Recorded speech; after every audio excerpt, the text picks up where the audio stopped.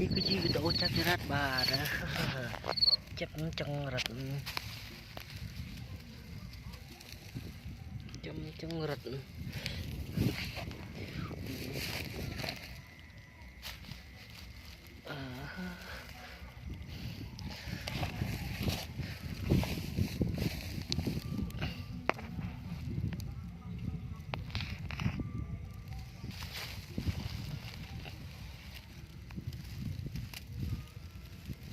bãi đã chập tam vượt đây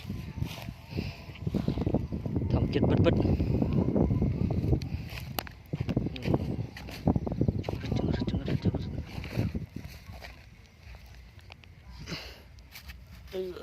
thông chết bứt bứt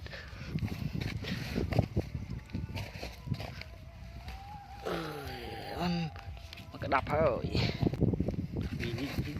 đi chẳng rật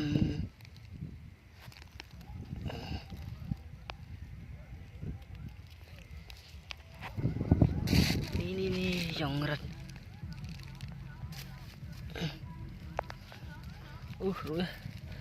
rồi chả này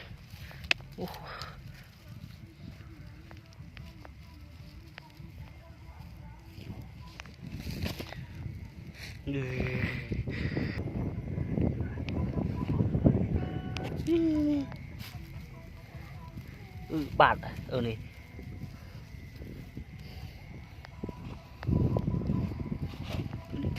ini tức là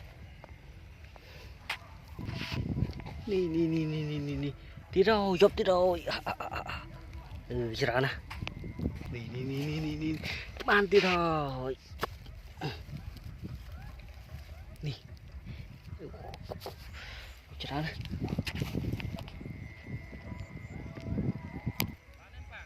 ban nữa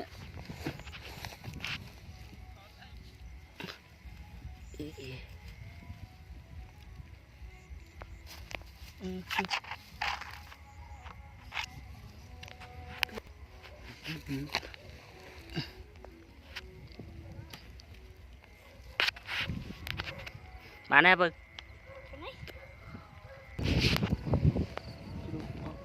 nghe chưa cho một lít phò trên đáng mấy rồi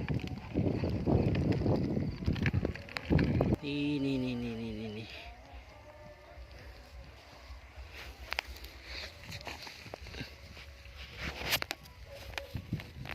cho lưới đi cho luôn bảy ảnh bà nữa ngoạm chọc